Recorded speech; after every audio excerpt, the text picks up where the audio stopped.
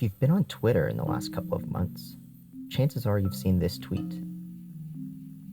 Or this one. Or any of these. It started when musician Jason Isbell voiced his support of gun control through Twitter, prompting support, backlash, and the question of defense against 30 to 50 feral hogs. This bizarre yet horrifying prospect was ripe for Twitter, which in its quintessential style responded with a flurry of meme-inspired tweets and even a computer game. I'm not kidding about that last part. In the game you play as McNabb, trying to defend your kids from an onslaught of hogs. But we have to ask, do rural Americans deal with 30 to 50 hogs running in their yard?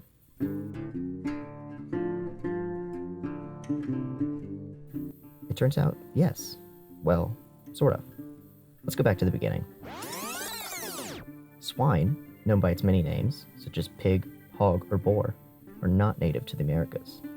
They were brought here in the 16th century by early explorers who favored them as a source of food because of their high degree of self-sustainability and quick reproduction and maturity rates.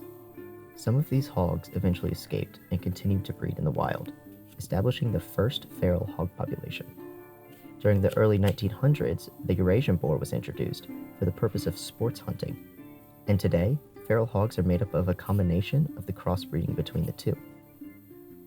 Current estimates by the United States Department of Agriculture suggest over 6 million feral hogs exist in at least 35 states across the U.S. Other estimates report them in at least 45 states. Their population is largely concentrated in the southeast, but a recent paper out of Texas A&M's Wildlife Research Institute found northward expansion by feral hogs nearly doubled from 1982 to 2012, estimating their presence in all 50 continental states in the next 3 to 5 decades. A similar study estimated their population growth around 18 to 21% annually, largely due to their high reproductivity.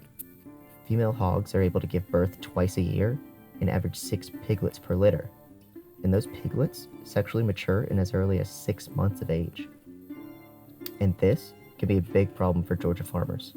Individual farmers are losing, thousands of dollars, tens of thousands of dollars to pigs. That's Dr. Michael Menjak, who studied the effects of feral hogs in Georgia. Hogs are probably in all 159 counties. They cause a tremendous amount of damage. Our estimates were about $100 million in crop damage and about $51 million in resources like fences and food plots and roads and different things. But corn, peanuts, cotton, and soybeans are pretty heavily damaged by pigs. It's leading to a picture that pigs are pretty destructive, and we try to go in and trap and shoot and remove pigs and reduce the damage in that area so the farmer can make a living doing what he or she is supposed to be doing, and that's farming. But that's not where the threat stops. Feral hogs are known to make their way into suburban and even urban areas, destroying parks, cemeteries, golf courses, and eating their way through home gardens. So what can we do? The 2018 Farm Bill established a pilot program to assist in controlling their population size. It provides $75 million in funding for a $1.5 billion problem. It's a huge step in the right direction, but for many farmers, including those in Northeast Georgia, they don't currently have access to the program. They must continue to try and manage the hogs themselves, which by some estimates could cost upwards of $795,000 per year in Georgia alone, and that's on top of what the pigs take from their income. According to Menjak, there is no such thing as eradication of feral hogs at this point. The best we can hope for is population reduction and control of the species.